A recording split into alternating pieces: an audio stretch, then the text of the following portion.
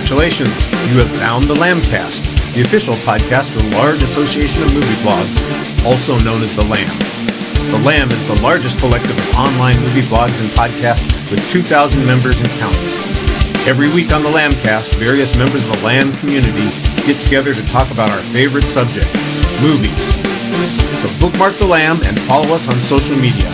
Be sure to join us each week to hear a lively discussion of films and movie-related talk from our members. Join the flock at largeassmovieblogs.com. Hello all, and welcome to the Lambcast. This is episode 762, and I'm your host Richard Kirkham from Kirkham A Movie A Day. It may be hard to believe, but it's Movie of the Month time again. The absence of a show last week resulted in back-to-back Movie of the Month episodes, and since it's February, I'm responsible for the films selected for the Movie of the Month. It was a tradition set by my predecessor that in our birth months, we would choose the films that were being voted on. And this year I decided to pick Blind Spots. I listed a film from every decade that I've been alive, and the lambs who voted went as far back as they could and picked Kind Hearts and Coronets from 1950. At least it was 1950 in the U.S. Kind Hearts and Coronets is a 1949 British black crime comedy film directed by Robert Hammer. It concerns, let me get this name right, Louis de Escon-Mancini, the son of a woman who is disowned by her aristocratic family for marrying out of her social class. After her death, a vengeful Louis decides to take the family's dukedom by murdering the 8 people ahead of him in the line of succession to the title. In 1999, the film was listed number 6 in the British Film Institute's ranking of the top 100 British films, and in 2005 it was included in Time's list of the top 100 films since 1923.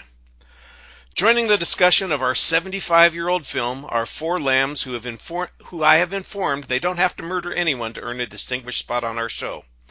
Although to take over as shepherd of the flock, it will require a long wait, so you guys will have to stand by for that. Having said that, James Wilson from Blogging by Cinemalite has invited me to go punting on Puget Sound. I have no idea why. Welcome to the show, James. Bosh! Maybe after the boating expedition, I can join Howard Casner of Pop Art on a tour of his darkroom. He says he uses real photographs and wants me to see how chemicals are used to take and make pictures. Well, to people of taste, revenge is a dish best served cold. My monthly visitor Matthew Simpson from the Awesome Friday podcast says there's marvelous hunting up his way, and he'd love to escort me through the heavy woods in search of quail. Indeed, and we'll help you avoid the man traps. And David Brook from Blueprint Review Podcast has invited me to tea after the show. He says he has a nice port wine which would finish off the afternoon tea perfectly. I'm afraid my Matabele is a little rusty. Well, we're going to be talking about this film, and as I said, it is a first-time watch for me since it was a blind spot, and I was glad that it was chosen. It was a narrow victory over another film that I'd like to see at some point in time, but we're going to start with this particular film. So let's begin by talking about our own history with the film. You guys know my history with the film. I haven't seen it before, and I watched it for the first time on Friday. How about the rest of you? David, let's start with you, because you were very enthusiastic about this particular film. Yeah, I get it. Yeah, I am, yes. Weirdly, though, although I am British and a lover of film, I'm not usually a huge British film guy, at least not when I was younger. I think I've started to appreciate more in the past. But this is a film I have a kind of a long history with. I mean, when I was kind of, I guess, late teens, and I was first trying to kind of properly get into cinema, and I was digging out the old classics. I was looking at various lists of the top 100 best films I should watch and all this kind of stuff. And I was trying to knock some of the classics off my list. There's a lot of talk was of the Ealing comedies from the UK, made by the Ealing Studios. They made several classic comedies, and these kept coming up. They're in many lists of best British films ever. And so when I was trying to explore my cinematic horizons, or whatever you want to call it, I actually bought it was a double VHS, like 2 movies on 1 tape, of The Man in the White Suit and Kind Hearts and Coronets, both Ealing comedy classics, both featuring Alec Guinness. And so I bought that, and I was probably, I don't know how old I was, 18 or something like that. And I absolutely fell in love with both of them. But it was definitely, I think it was Kind Hearts and Coronets just was my favourite of those two. But as I say, I did love them both. So this has been a favourite of mine in my kind of top 50 or whatever for a long time. So it's been a long favourite of mine. I've seen it many times. I saw it quite a few times when I was younger, and I kind of hadn't watched it for a while, and then I watched it, I think, for one of my birthdays a while ago, and then obviously I watched it again for the show. So yeah, I've seen it several times, and I absolutely love it. Yeah. Good deal. Howard, how about you? You got some history with this film? Well, I think I could be wrong, but I think I first saw it in college because they were showing tons of films and everything. So probably that's when I first saw it, and I've seen it a couple of times since then. I very much love the film. Of course, it came up on your show, when we were doing the Roll Your Own, and I was choosing my 5 favorite serial killer comedies, and this is one of those top 5. And most recently, probably more than a year now, it's been so long, it was part of a pop art episode. It was guest was Glenn Dion, and we combined it with Scott Pilgrim versus the is it the universe? The world. Yeah. World. Scott Pilgrim versus the world. All of a sudden I had a glitch there, because both are about people who are eliminating all the people that stand between them and their ultimate goal. So I love Ealing comedies very much. I've seen a large number of them. The Ealing dramas can be fun. They're not as good as the Ealing comedies, generally speaking, but this is definitely one of their best. And James, how about you? You an old hand at this one? Yeah. I think I saw it maybe 7 years ago. Don't know. But it was just on my list of things I wanted to see, and I think it showed up on Turner Classic Movies. I'm not sure, but I had taped it or DVR'd it, and it was just one of those delightful times when you see a movie and you go, "Holy cats, this is perfect." There's nothing better that could have been done with this. And I had a long history with the man in the white suit, and anytime I can see Alec Guinness and Joan Greenwood together, I'm happy. The detective is next. Well, I think I saw a couple of the Ealing comedies after I was out of college, before I had kids. I had a local over-the-air subscription service that would run movies in Southern California, and I think I saw The Lady Killers and The Man in the White Suit, although I only have a vague recollection of The Man in the White Suit. The Lady Killers I remembered a little bit better, and I thought, well, these kinds of comedies, they seem very interesting, and I should have followed up, but 40 years later, of course, I hadn't done so. So I'm glad that it finally got taken off of my list, my blind spot list, and I enjoyed the film quite a bit. So let's talk about the movie itself. I assume that everybody is enthusiastic about the film, since most of you volunteered for this after it was already chosen. Yes. Mm-hmm. So what is? I'm going to ask. I'm just to jump in and say that I'm enthusiastic because I also hadn't seen it before. Yes, go ahead, David. Your question. I was going to ask one question, although maybe I should save this for later. But I don't know if you're aware, there is actually an American version of the film. There's a very, very, very subtle, but kind of, it does make quite a big difference. There's one shot is different in the American version. I'm interested to see if you guys are still watching that version. Oh, I see. Yes. It's a mega spoiler, though. I don't know if you're actually aware. Yeah, had you heard about this at all? I did read it. I did read about it after I watched the film, and I said I'm glad I watched, because the version I watched was definitely the English version. Okay. Cool. It didn't have the American tagged on ending. Yeah, because because the English version, the very end is actually kind of ambiguous. It kind of feels. I don't. How can we spoil this? I'm trying to say. Yeah. Yeah. This is a 75-year-old film. People who are coming to listen to this show or watch the video, I'm sure that they know what's going on here. Yeah, I'm sorry to I'm jumping at the end of the film at the beginning of the podcast, but it was just in my mind. Kind of important. But yeah, obviously the English film keeps it semi-ambiguous. He realizes that he's left his memoirs in the prison, and it just cuts there. It just ends. You see that he realizes, so you kind of get the idea that someone's going to find it and he's in trouble, but not necessarily. He's very smooth. He could go back in there and get it back.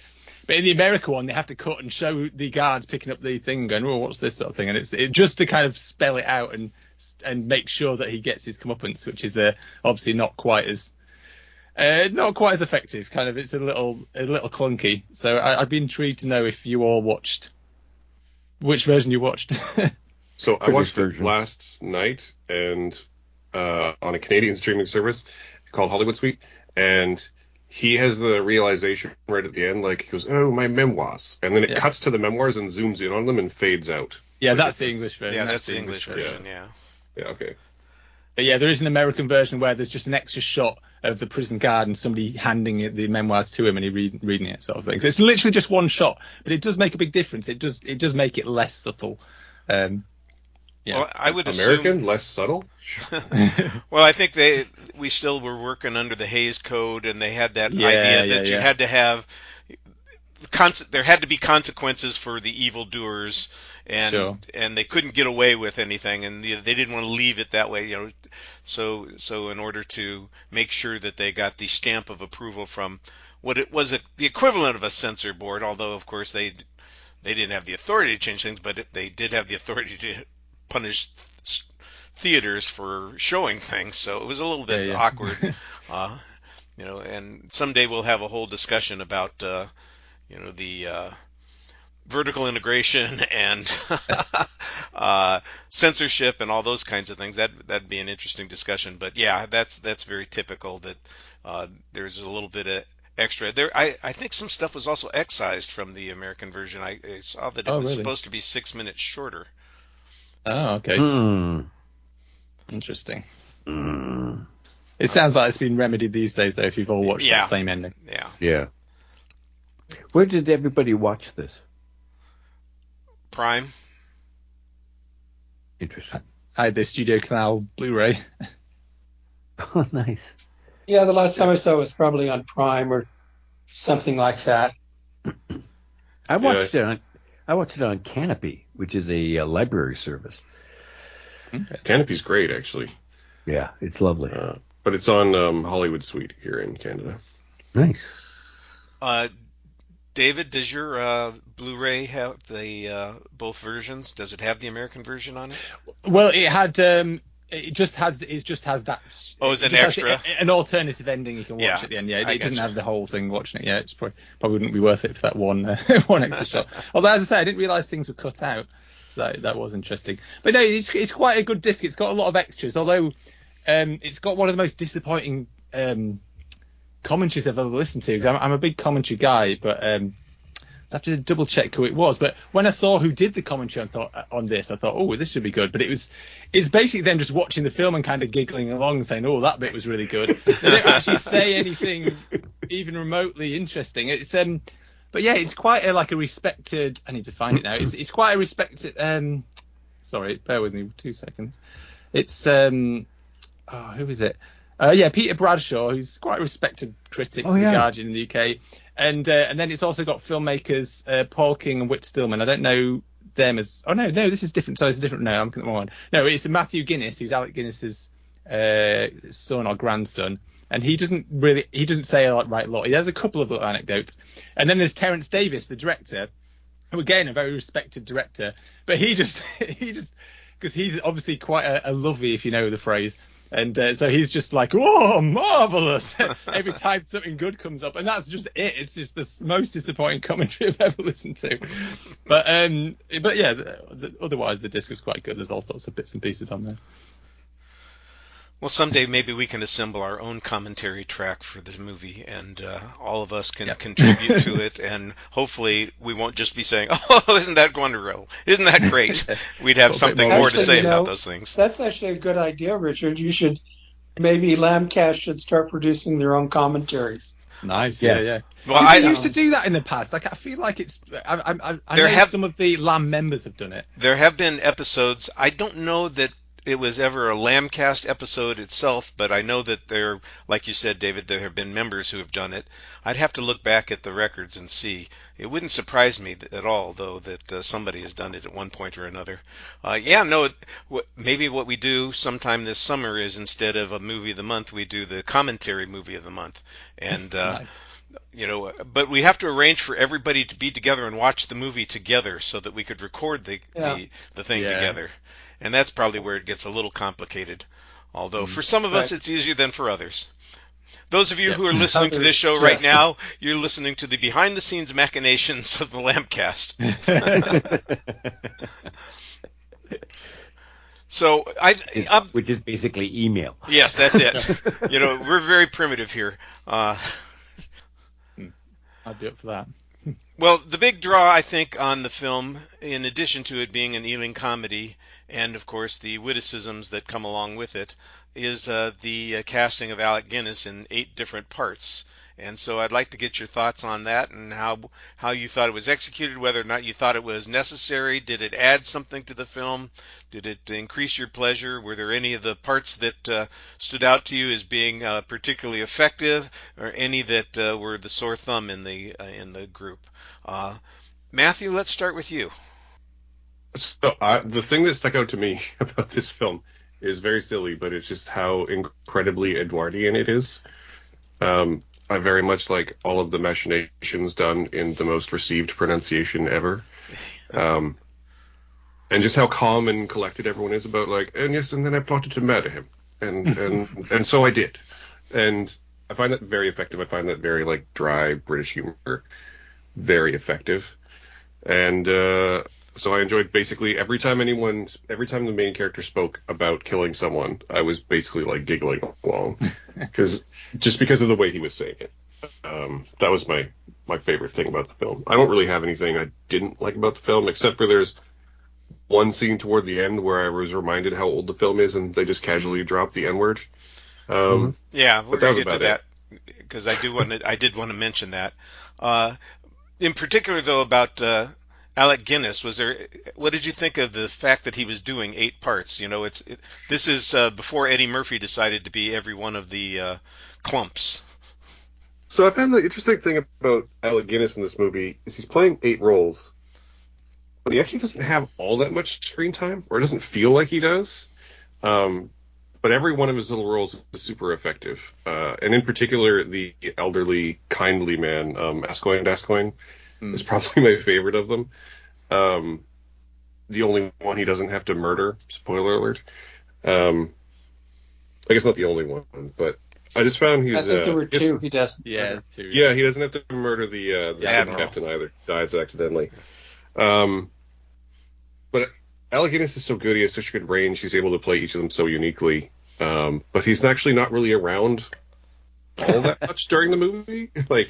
I'm just it's weird because it was always told to me as that's the big selling point. But then he just has not that much screen time. I found it very interesting. That's the thing everyone remembers. I guess because it is the gimmick, but it's not the most prevalent thing to me. Yeah, that's exactly what I thought as well. I'm trying to remember. I didn't look at the minute mark, but it was well into the film before that any of his characters appear on screen. Yeah, and most of them are only around for a few minutes before they're knocked off. So Dispatched. I think the longest one is the photographer, the young Henry, is the one that he spends the most time. Yeah, although you do go back and forth at Gascoigne quite a few times, so maybe overall, if you add it up, it might be him. But definitely spend more time at one chunk with the photographer. And I just wonder if Alec Guinness has ever appeared younger than 30. I mean, he just seemed old in 1949, and he was still making movies 50 years later, and he seemed old then. Yeah, they do quite a good makeup job, to be fair, because they do make him look markedly different enough. It helps it's his performance as well. As you say, it's wonderfully kind of diverse. They're not all the same kind of shtick. It's helps that one of them's a woman as well, which makes it very different. Yeah. I mean, he was, what you mean. 30, 35 in 1949, so he wasn't super young, but yeah. I've seen him in Great Expectations. That's probably the youngest you would see him as, and even then he looks a little older maybe than the part in that movie is. Well, maybe he was just forever stereotyped and typecast as somebody who is older than their actual years. Although I thought, in Bridger and the River Kwai, he's exactly the age he ought to be, as opposed to playing somebody who seems so much older. But most of the characters, I think, except for the young how do you say his name? Oh dear. Gascoigne. I can't say it. Except for him, all the other characters are much older. And so, because I was going to say, looking back at, I was just looking what else he made around there. It's something like The Man in the White Suit, and he does just feel younger in there. I think some of it is just his performance. He can kind of, in that film, he exudes a bit more youthfulness, I guess. Last Holiday, which is the film he made, not quite next to it. That's somewhere in between, I guess. No, he still feels a little older in that one. I think it sort of just boils down to like this is right around the time he really started being in movies. He was already in his late 30s. He's just basically, our conception of him has always been at least middle-aged. Yes. Yeah. He was in the theater for like years before he was in film. A few years before he was in film. And so if you wanted to see him young, you kind of had to see him in person. Well, I think he started off as a child actor on stage because it was the only way for the family to make money, which is an odd thing. Usually you don't say, oh, we need money, let's go into show business. But for him, that's what it was. He became the breadwinner for the family. What I'd say about his performance is he's obviously he's fantastic. He's wonderful to watch in the film. But I think the only issue you have because it's like is because of the gimmick. The only downside I would say is that it sets all the kind of talk and press about the film away from Dennis Price and Joan Greenwood, who are absolutely amazing in the film, and they don't get enough press really because obviously Dennis Price especially he's driving it all forward, and he's absolutely wonderful. He's so viciously evil but so polite and nice about it that you let him off. It's crazy. Well, it's interesting that like a lot of films that have come later, and unlike the films of that era, he's a sympathetic villain. Even though, like you say, we were talking about the Alec Guinness characters. Although the very first one that he kills, he's a horrible person. Yes. He's very rude, and he's a kind of the typical upper class, doesn't care about anyone below him sort of thing. You want him to kill him, but actually some of the next people, especially the photographer, I forget his name, the photographer guy, he's a nice chap. But you still go along with this mission just because of I don't know, just through Dennis Price's performance, or just I guess just the whole concept of the film. You kind of I don't know. It's very, very well done because and the banker as well. I'd say he didn't actually kill the banker, but again, you don't really. He does nice things for Lewis, so you kind of theoretically you wouldn't want him killed off, but you still just go along with it. And as I say, Joan Greenwood as well. She's so good in this film, playing Sibella. Because there's because you always think of the film about his quest to kind of kill everyone off, but there's a really strong rivalry, kind of love/rivalry between them two, because part of the reason he goes on this killing spree is almost out of jealousy because Sibella, although she likes Lewis a lot, she goes and marries what's the quote? It goes and marries the most boring man in London, in England, in Europe. Lionel. So it's Dennis, part of the reason he wants to kill everyone is so that he can get higher than Lionel and prove to her that he is a member of this upper class dukedom or whatever. And it kind of really that's really the kind of one of the main impetuses behind it, other than the stuff with his mum. It almost becomes more about their relationship, and I think that's quite forgotten because everyone talks about Alec Guinness playing loads of roles, and because of just the more simplistic idea of someone running around killing people it's fun, but there really is the kind of real driving force is that it's quite an interesting relationship at the core. It's quite dark the way it pans out as well. She obviously frames him for murder, and when she comes into the prison and kind of says, "I'll get you out of this if you kill your wife," and just goes off in a whole other direction. It gets really twisted, and I sometimes forget about that when I've not seen it for a couple of years as well. How dark it actually gets when you think about it. Well, I think it starts off in a very humorously dark way, because the first thing that we see is the hangman getting ready to go through the whole ritual. I mean, I'm watching this whole thing going, this is interesting, because the first 10 minutes all involves this process and it's going to be his last hanging, and he's retiring because he can't stand the idea of the hemp. He has to have a silk rope. I mean, never obviously, again be content with hemp. Yes, yes. And I appreciated the fact that he needed to be told how to refer to his customer or his client. Yeah, and I love the quote. I love that character actually. I kept writing quotes as I was watching it this time, but I also love his quote. It's something along the lines of it's like a difficult client can make things most distressing. Some of them tend to be very hysterical, so inconsiderate. Yes. Speaking of an Edwardian attitude about execution, that would be a perfect illustration of it. Let's be proper about this. Let's face this like a dignified gentleman, as opposed to somebody who is about to be killed and is desperately frightened. I mean, I'm with you. I really loved that sequence, and I particularly laughed at the point when I can't remember the character's name, but he's like, "What would you like for your last breakfast?" He's like, "Oh, just a bit of toast." Yes. Just like, I don't want to put anyone out. Couldn't maybe some grapes. Yeah, couldn't inconvenience anyone. It's yeah. What did you guys think of the kind of the format of the story? I thought that there was kind of a nice twist, because I didn't know exactly what was coming. He's on death row, he's awaiting execution, and I didn't know until we get to the reveal that he's not being executed for the murders that we've seen him commit and plan. It's actually something completely different.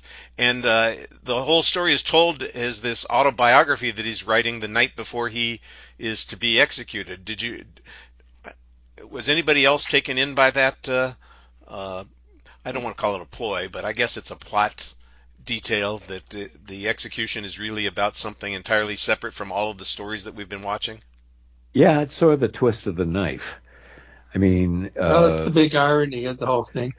Yeah, and as I say, I think as well, it kind of leads into the it all links in with the Joan Greenwood, the Sibella story as well. I think it's shows its importance. But yeah, it is a nice twist and irony. Well, one of the other things that's advantageous about a device like that is that it allows us to have the inner thoughts of the person being expressed on screen without us having to have him say it out loud in a conversation. What we would refer to as a narrative dump or an exposition dump. He's basically telling it in the story, and it feels natural because he's writing it out for us and just narrating it for us. So it comes across a lot more comfortably than if he was having to explain something to one of the victims about what was going on. I was going to say the only slight issue, I guess, is you could argue that because actually he believes he's going to get away for most of the night because Sibella had come and they were going to do that deal. So you could argue is why is he writing that at that present time? But at the same time, there is a point later on where he mentions how he doesn't think she's coming anymore because he thought she would have come and saved him by now. So he kind of feeds into it, but you do wonder why he's writing it when he thinks he might get away with it. It's just arrogance.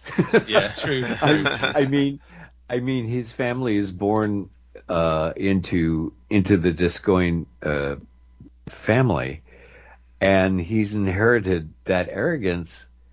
And as he goes along, despite the lack of comfort that Gascoigne gives him growing up, he still has that arrogance that all of the Gascoignes have, and in most of that upper crust society has.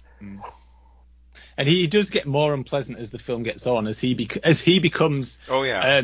And not necessarily because he's killed more people, but it's because he's rising up the ranks and he finally becomes a duke, and that's when he becomes really unpleasant. And that's definitely a key element of the film. So no, absolutely.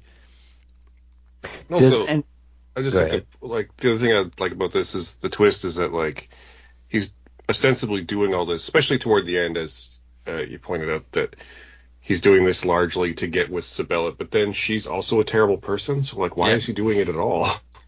I want to be with you. You who framed me for murder. I want to be with you. It's such a weird, kind of hilarious thing. I think that's what makes them perfect for each other. They're both just evil, and seeking fame and fortune, I guess.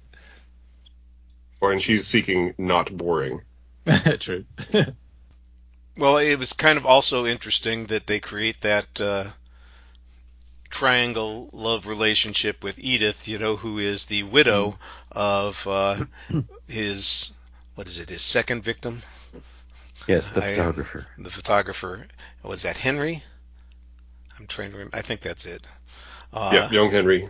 And the thing that attracts him to her is the way that she is as proper and engaged in decorum as he is, that she subscribes to the same sort of Edwardian manners that he believes are correct, which he's always practiced, and he knows that that's the way to impress her, so he starts emphasizing that, and I think that's, like we've talked about, that's his kind of natural attitude, and he takes to it like a duck to water.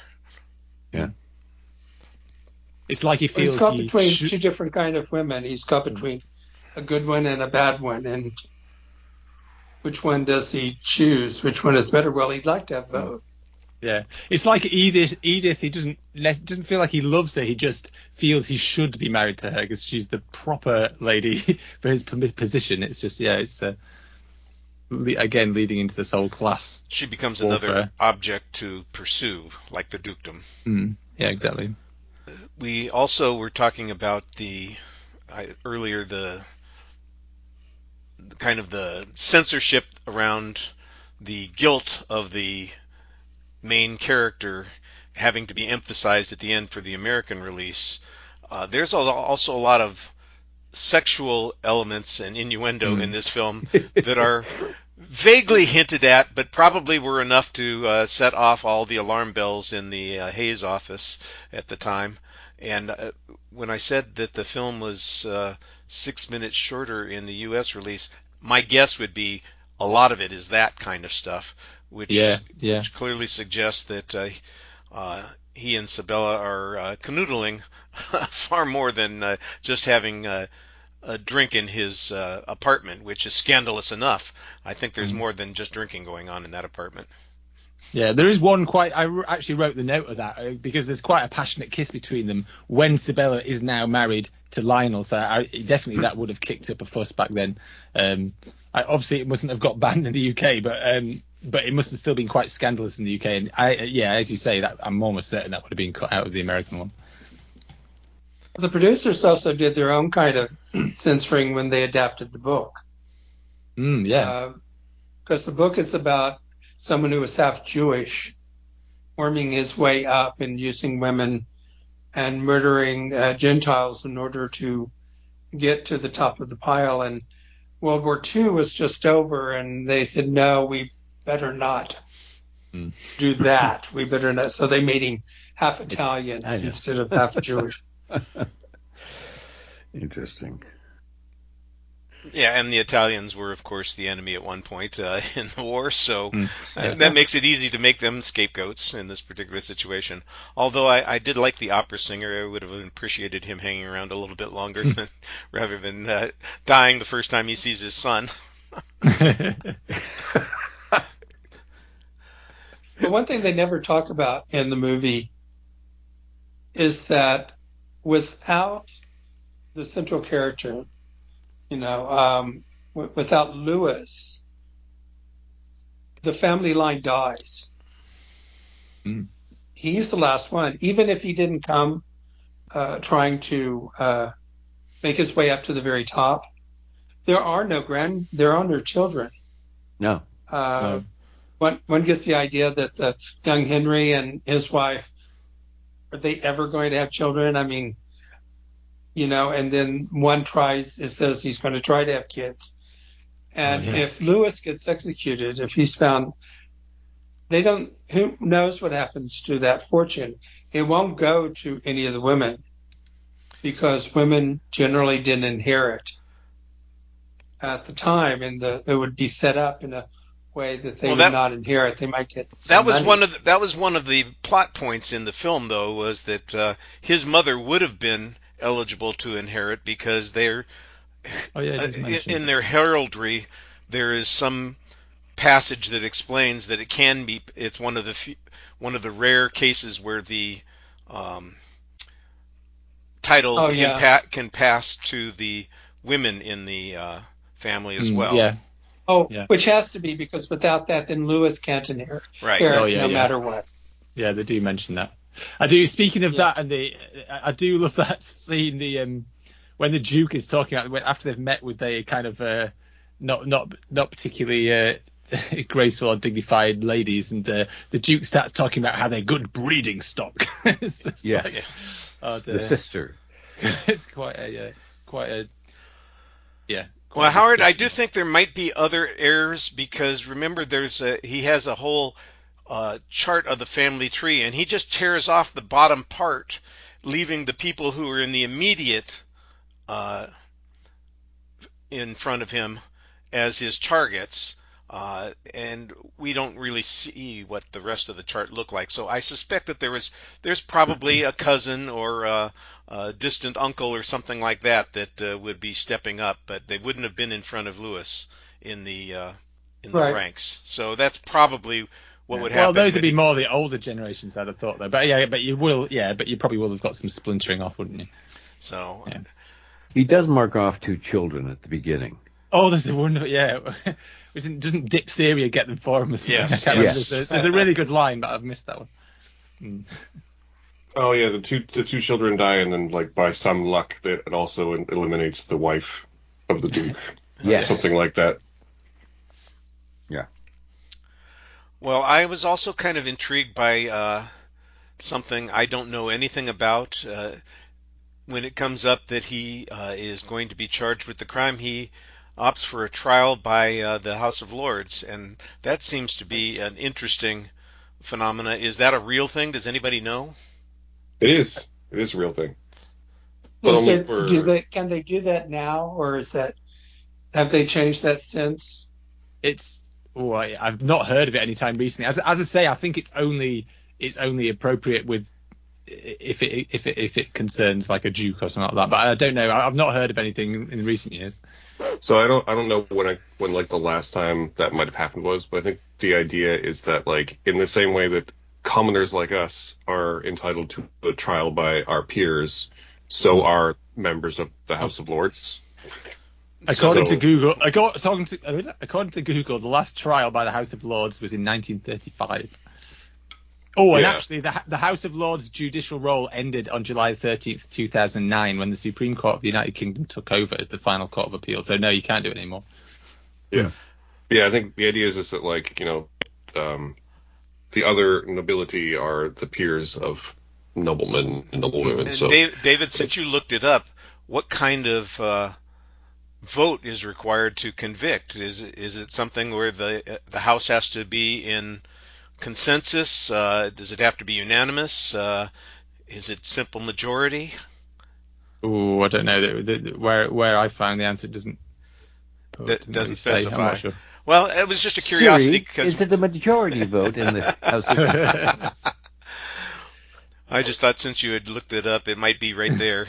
Don't worry about it. It's not an important question. It was just one that popped in my head when I was watching it, and they started announcing their votes and how they felt about it. I said, what happens if it gets to be, like I said, 50-50, and there's, one vote over. Is that a conviction or not a conviction? I don't know. And so according to Wikipedia, by custom, the number of triers, as in people selected to hear the case, was not fewer than 23, so that a majority was a minimum of 12. So yeah, simple majority. A simple majority would have been enough. Okay. Yeah. It's interesting how the customs have changed over the years, and probably for the better in this particular case. Yeah. Well, were there other things that you guys wanted to talk about? There was one other thing that came up earlier that I wanted to mention briefly. But Can we talk about Dennis Price? Yes. And his performance? Because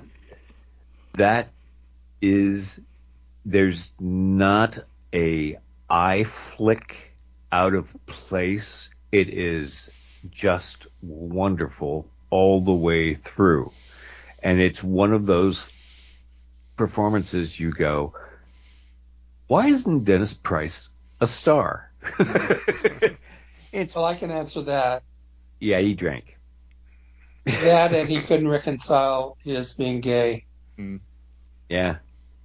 But so, yeah, God. He'll seem to do all sorts of things at the end of his career, horror movies and things like that. Yeah. Yeah, there's quite and a nice it is little, too bad. Yeah, there was quite a nice little documentary on the disc about him, but yeah, no, he had his demons, and yeah, but he stole a show in small roles in quite a few little films and things here and there, but yeah, never quite to the same kind of level and scale. Because you come to the movie for Alec Guinness and you leave just amazed by Dennis Price. Yeah, I mean, absolutely. he just carries this movie on his shoulders like anything. And I'd only seen him in one other thing since then, but it was a Canterbury Tale, one of the Archer's movies. But as soon as he came on the screen, I said, "Holy crap, Dennis Price!" And I was going, "I've only seen him in one other movie." Ironically, he was in the movie Victim, which was about being gay in the 1960s, and he plays I believe a Somerset Maugham type actor. Yeah. Who is in the closet and paying up. Yeah. That's one of the Basil Deardens I haven't gotten to yet. Yeah.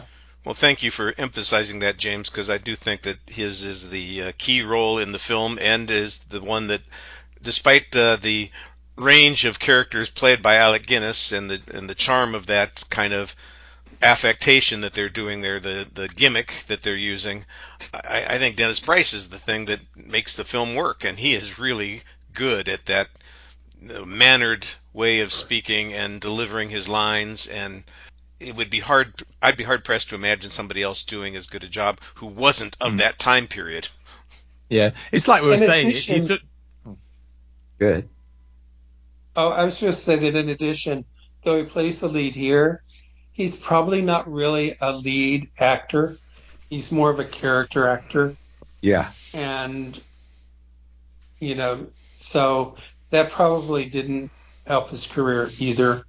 There probably weren't a lot of leads, whereas Alec Guinness had a much wider range of roles that he could and did play. Then the one other thing that I wanted to mention that came up briefly earlier in our discussion is the eeny, meeny, miny, mo terminology that gets used. I literally, my mouth fell open and I didn't realize that was going to be the way they said it. And this is another one of the changes that I saw that they made in the American version, because apparently there was enough sensitivity in 1950 to say, we don't want to go there.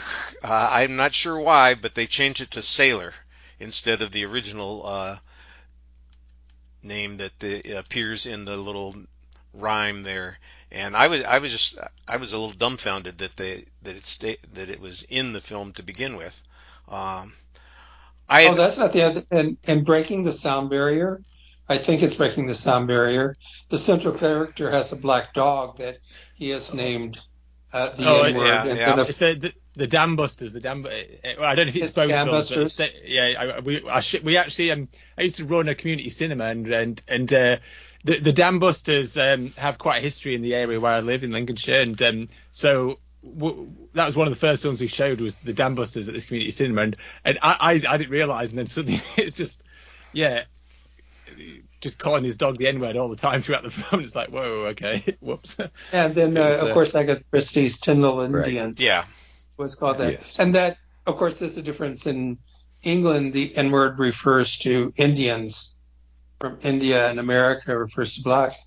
But in Gone with the Wind, about the only concession black groups like whatever the NAACP was at the time got from Goldwyn is that they would not use the N-word in the movie.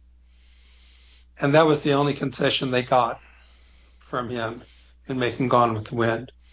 So there was sensitivity. But if you see Intruder in the Dust, which is an American film, they do use that, but they use it in a very pointed, politically purposeful way. So even though it's uncomfortable, it's there for a reason. And then you get to the 60s and 70s. Oh, yeah, and it was all over the place. Post-racist, and it's all over the place in the U.S. Oh, I literally saw on the marquee when I was in high school.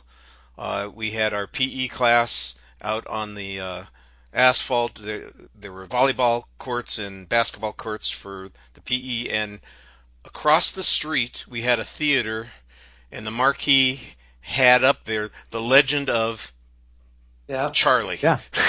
And I just go, holy criminy, it's bad enough that it gets used, in the movie, but it's the title of the movie.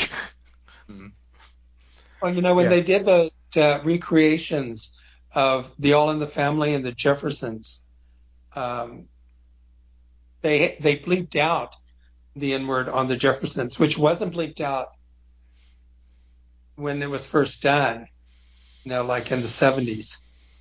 But when they recreated it, they bleeped it out. Things have changed. We're no longer post-racist when it comes to that. Well, I appreciate the authenticity of the original version of the film. Like I said, I was just kind of, whoa. I wasn't expecting that, and it comes in the last 10 minutes of the movie, and I went, that just seems... Especially it's such an eloquent film, and then a word like that pops in. It's like, whoa, it really stands out. Yeah. For me, it kind of reminded me of Holiday Inn, which is a wonderful film, and then sort of out of nowhere has a blackface number in the middle of it, and it's just like an artifact of a different time. Really reminds you how far, we have a long way to go, don't get me wrong, but we have still come a long way, at least in terms of what we're permitting into film and such. But yeah, it did took me aback quite. I was quite shocked by it personally. Well, does anybody else have final thoughts on the film before we close up for this discussion?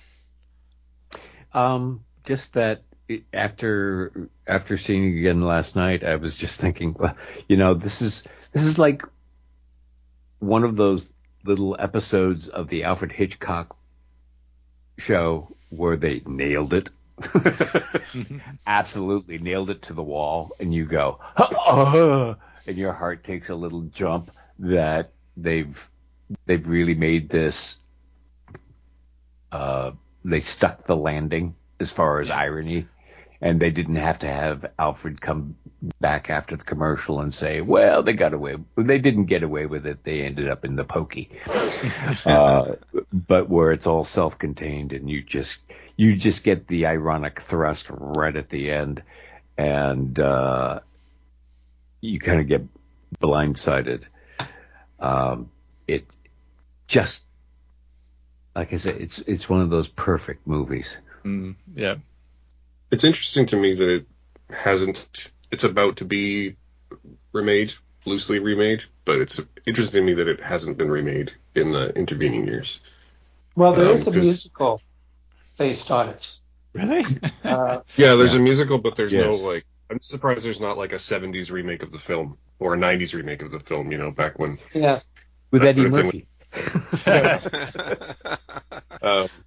But apparently there is like a film coming out this year that's like loosely and at least inspired by it, with Glenn Powell in it. So that'll be interesting. But it's kind of amazing to me that it's one of those films that's managed to stand the test of time without being like remade.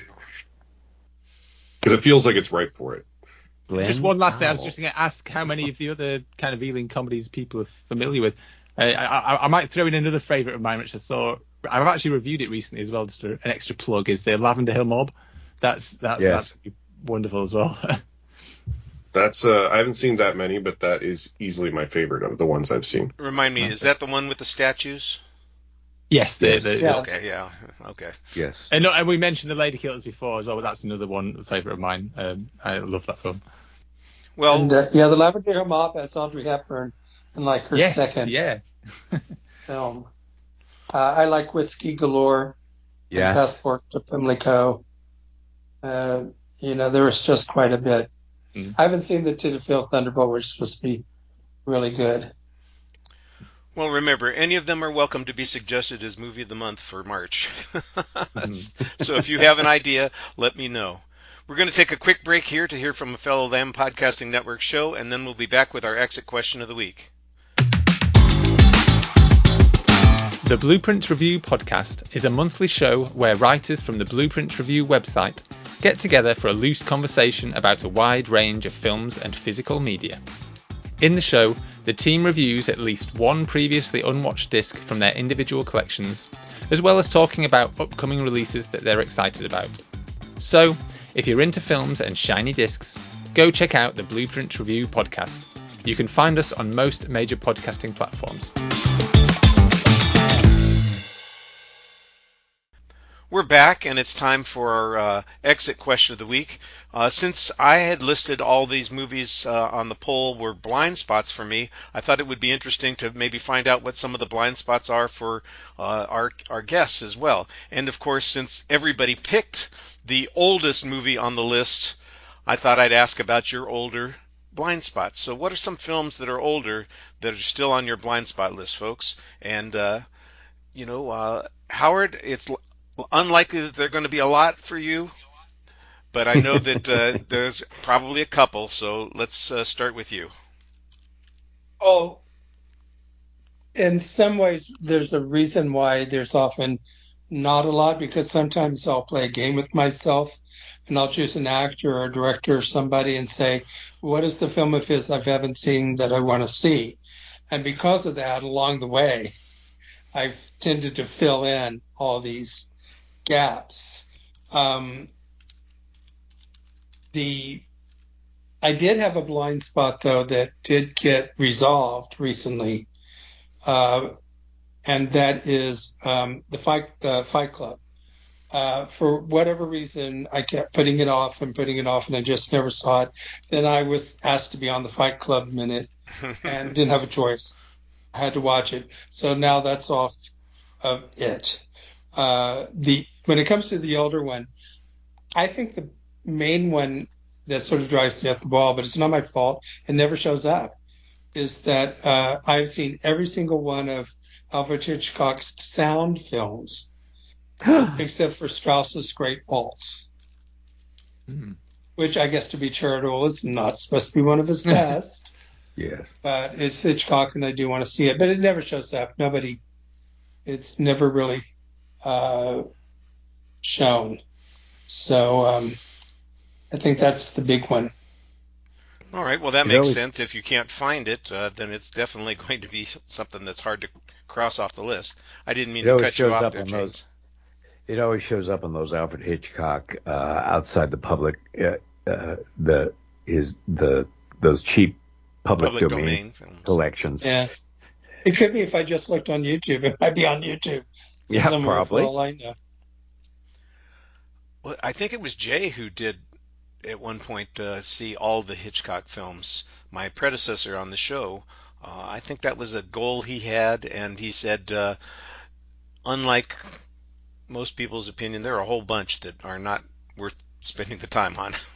Oh, yeah, God, no. He's my favorite director, but I will never watch Torn Curtain again. It took me 3 times to get through Torn Curtain. It was so bad. and then some of his earlier ones, and then there are some silent films. I've seen a couple of his silent films, but there's some silent films of his I haven't seen, and his documentaries, like his World War II documentaries. And he did 2 French films, films in French during World War II also, that are... You can find them, I think. I think you can... Netflix they're on YouTube. Yeah, so they're you can find them. I'd say Andy Goulding did a full run through of all of his films that's posted on my site as well, on Blueprint Review. So that's worth looking through. He's done write-ups on absolutely everything. Well, at least the kind of... I don't think he's covered the documentaries and things, but all the kind of feature films at least. The completist there, And all of us have our little niches that we're working on. I'm glad that somebody's working on Hitchcock. Someday I will complete the Strother Martin film project, but for the moment, I still have a few more to catch up on. David, what have you got as a blind spot that's maybe a little bit older? Oh, I've always got loads. I kind of like keeping blind spot lists. There's always plenty that eludes me. I'll just mention a couple. There's one that I keep almost watching. I've almost watched it about 3 times. I've either got the disc out and about to put it on, and then something's distracted me, something's come up, and I'm like, oh, I've not got time. Or the other night, I was like, right, I'm going to watch it, and then I couldn't find it. I've got it on DVD somewhere. I couldn't find it, and that's Angels with Dirty Faces.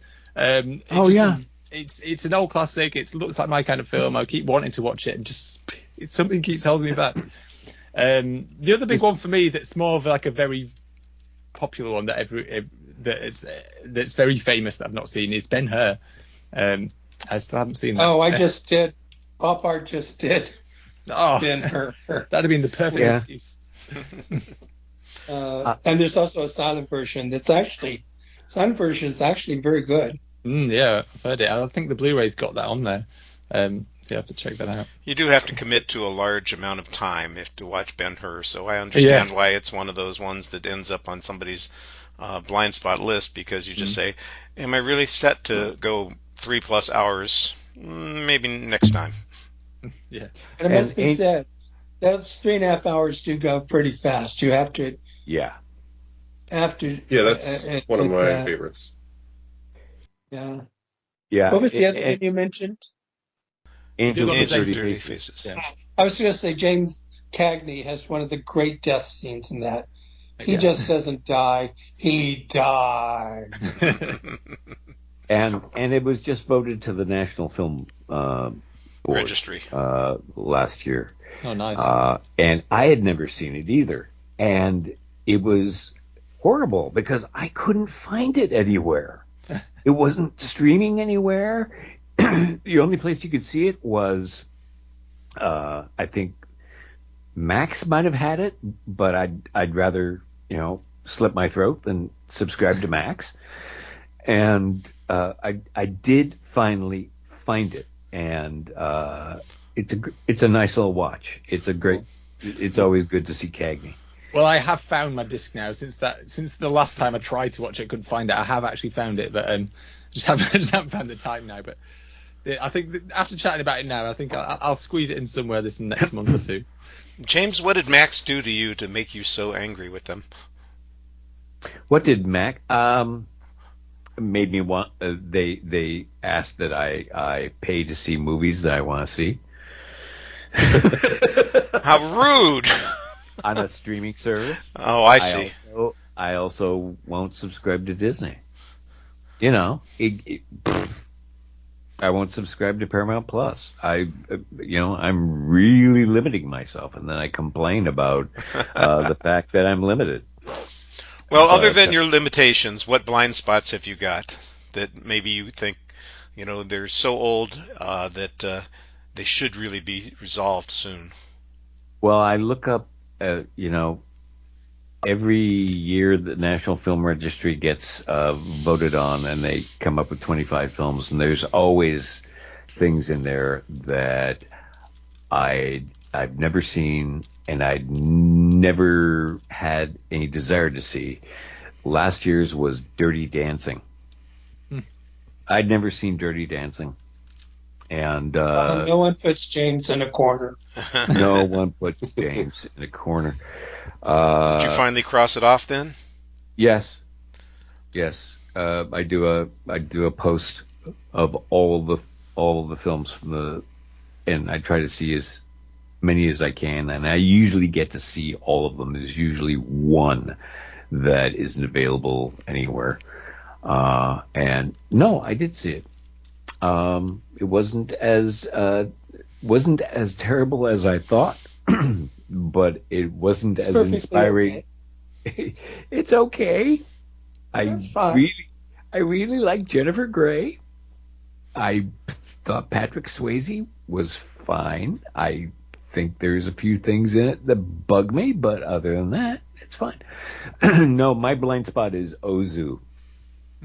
Oh, okay.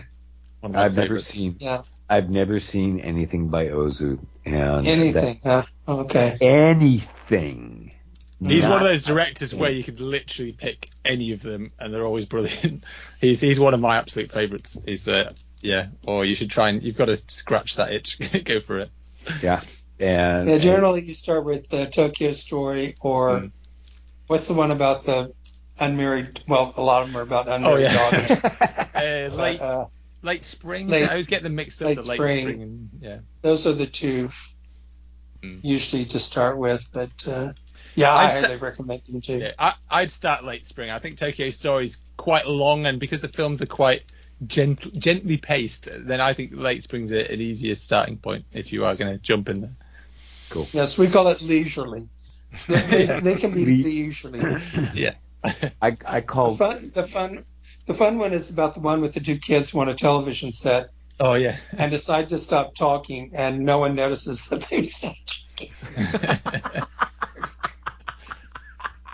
That works. That's a good one. That's perfect. No, I'll start my Ozu when I finish my Kurosawa. Nice. Okay. Matthew, something on your list that is itching to be crossed off? Oh, just so many. I was just looking through. I just went on Letterboxd and sorted the 40s by popularity. So here are 3 from the 40s that I have never seen that are super popular on Letterboxd. I have never seen The Red Shoes, and I've never seen The Third Man. So those are two big ones. That's painful for me. Third Man is painful. I'm aware. If we choose the 1950s, then Paths of Glory is actually one of the only Kubricks I've never seen. The best. Yeah, I know, right? It's a great list of things I need to correct. You're killing me. Don't tell me you've never seen Casablanca. Oh no, I have Casablanca on 3 different formats actually. Okay. The big one, if we're gonna stick to within the decades I've been alive, the big one that people that I've just never seen, and for no good reason. I've had ample opportunity to watch it, and I've just never taken one of them. But I have never seen 1980s Raging Bull. It's the big one. Oh, so that can be a bit rough to get there. You have to be prepared for the violence and the starkness and the. Yeah, it's just one of the ones that's of people around my age. It's one of the ones that's a formative film for lots and lots of people, and I've just never seen it. Yeah. Well, sometimes what makes it harder for me to have a list of things I haven't seen is I'm so old. I've had so much more time to see films than other people that. So you should have greater guilt. Yes. Oh, yes. Well, we had The Red Shoes as movie of the month. I think it was 4 years ago. I think it was a January movie of the month, and everybody on that show loved that movie. So I would strongly recommend that. The Third Man I just saw in a theater last summer. Nice. It was, as usual, great.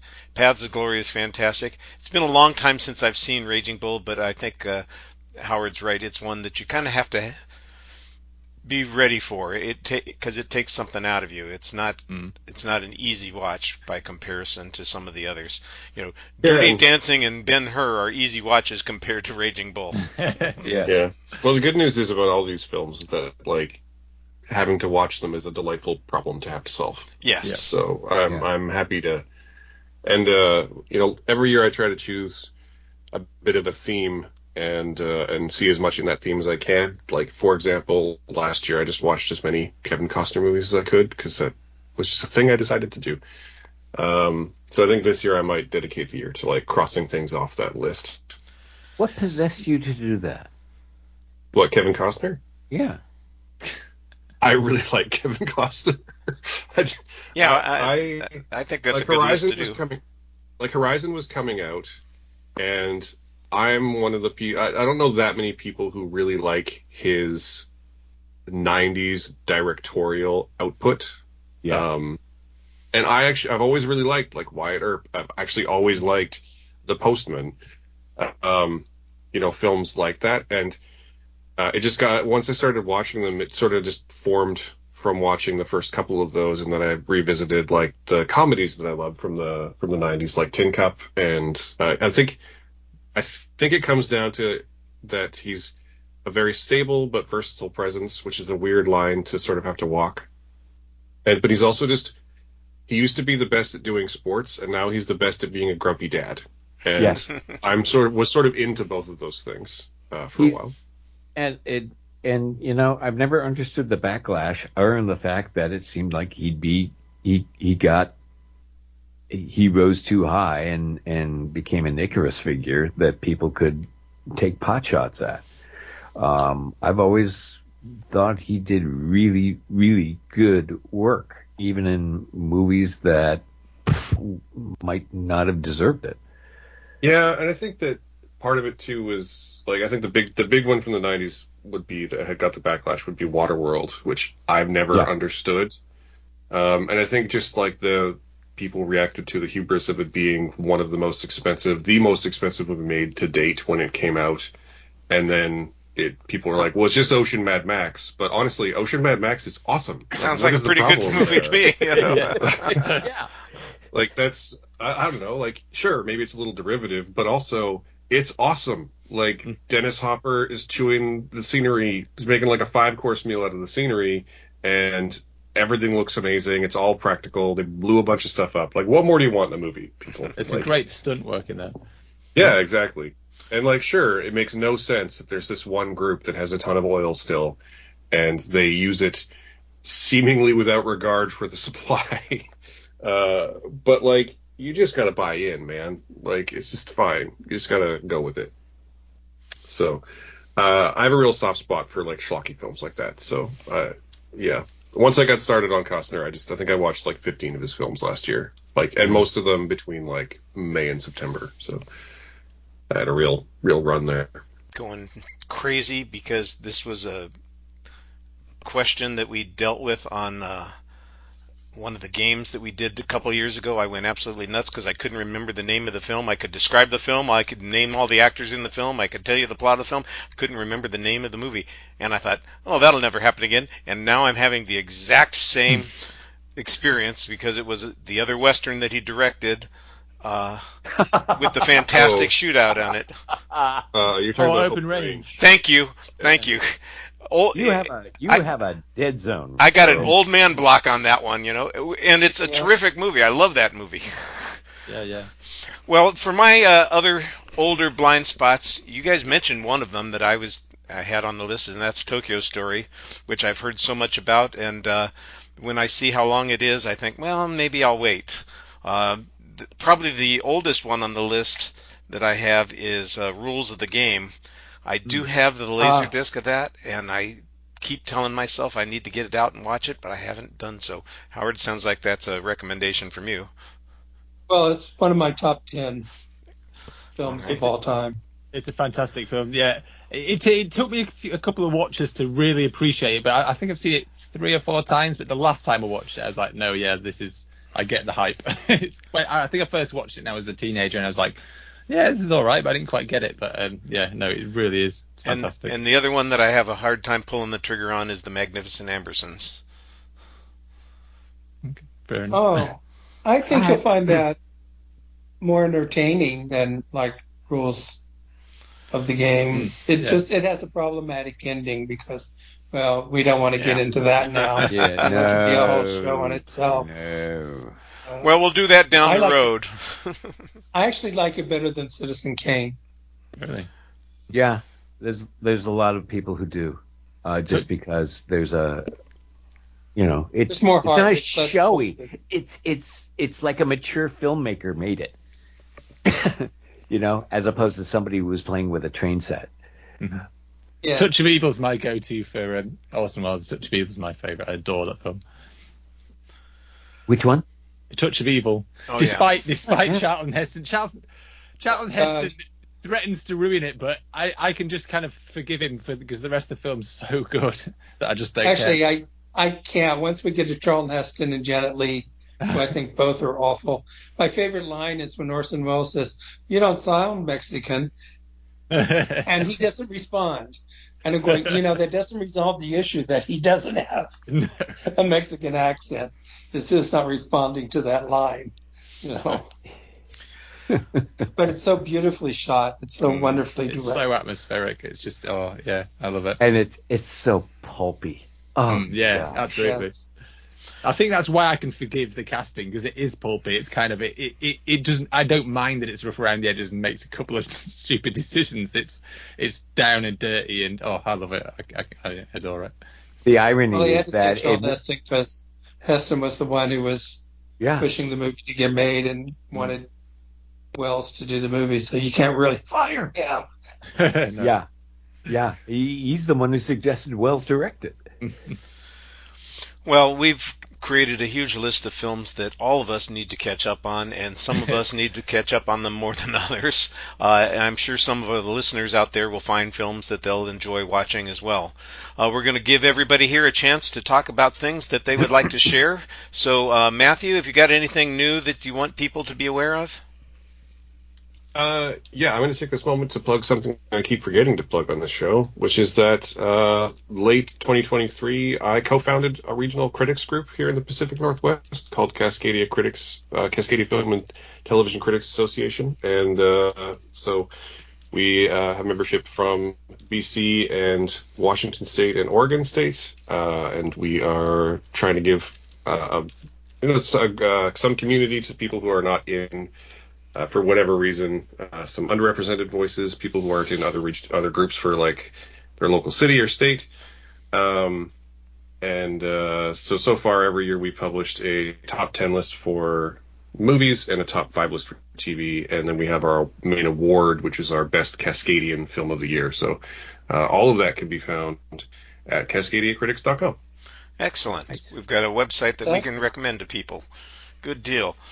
James, I know that you always are shy about sharing the things that you're working on, despite the fact that you're always working on something. How about telling us about something that you did recently that maybe people could look for? If I was shy, I wouldn't be publishing at all. Let's see. What came out on the site this week?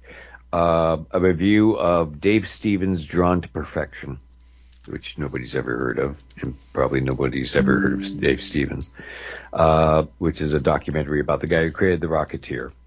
Ghostlight, which is a movie that came out last year that got a lot of publicity just because of the casting. September 5th, which is in theaters now and won't be for long. And the scene for last week was Marty, which was just the little scene that doesn't make any sort of difference in the movie at all. It's just two little Irish ladies with a sad story talking in a bar, which just made me howl when I saw it. So. And then today, the scene feature is going to be from Say Anything for Valentine's Day. It's a breakup scene. Always like those breakup scenes for romantic weekend. There you go. Yeah, you bet. Something to look forward to. Howard, what's going on pop art? Well, the most recent one that's up is the one I did with Sammy Giuliano, where we discussed Ben-Hur and One-Eyed Jacks, 2 films about a friend who betrays the other, and the betrayed friend comes back for revenge. Today, you and I are recording the Valentine's Day episode, in which we will be talking music and lyrics, and Once. Both are love stories about songwriters. And then the next one will be with Jason Soto of Rabbit Hole Podcast, where we will discuss Foul Play with Joey Jason Goldie Hawn and Alfred Hitchcock's remake of his own film, The Man Who Knew Too Much. Both films about people becoming involved in an assassination plot. Nice. Which is funny because I just watched a film about a man being involved in an assassination plot for a different podcast. Cross Plot, I think, is the name of the movie. I should remember. I just saw it with Roger Moore. It was. Yeah. It has an exploding helicopter, so that'll tell you where to find it. There you go. Okay. David, what's going on Blueprint Review? Well, I've had a quiet couple of weeks work-wise, so I've been churning out reviews the last couple of weeks. As usual, reviewing boutique Blu-ray releases. Or over the last 2 weeks, I've posted. Let's have a look. There's a double box set of Il Posto and Iffidanzati, if that's how you pronounce it. My Italian is not very good. 2 little gems by Mano Olmi. They're fantastic. Then Mermaid Legend, which I enjoyed a lot. Running on Karma. A Dominic Graff's The Cat, which is a fantastic bank heist thriller. I really enjoyed that. And then Kinji Fukasaku's Legend of the Eight Samurai, which is very silly but a lot of fun. The Lady Assassin, which is a Shaw Brothers kind of straight up kind of action classic. And then finally I topped it off with Masters of the Universe, the 80s flop that I have fond memories of as a child, so I couldn't resist checking out 88 films as Blu-ray. So yeah, I've been a busy boy. Work.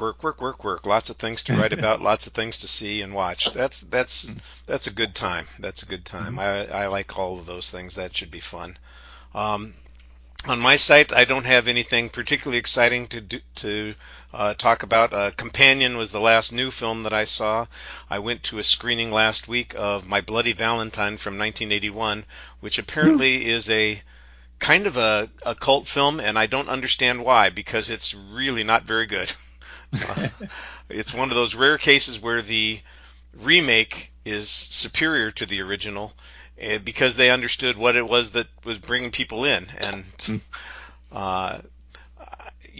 the 1980s, the slasher films, people were there for the kills. The kills in My Bloody Valentine are just not interesting. There's one that comes close to being interesting at the start of the movie, and that's it. Everything else is just dull. So you can skip seeing My Bloody Valentine 1981, but check out the 2008 or 2009 remake in 3D, because you do get an eyeball impaled on a pickaxe. Oh, nice.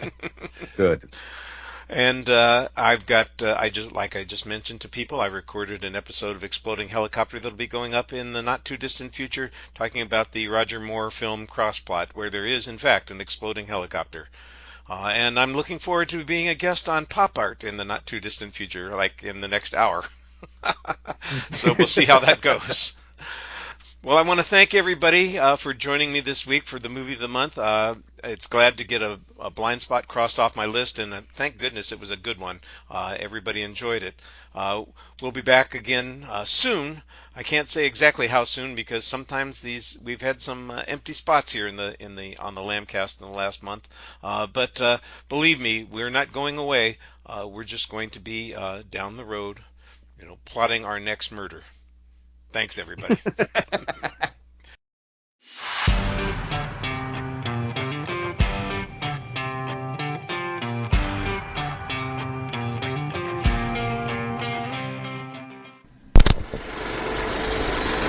You've been listening to the Lambcast.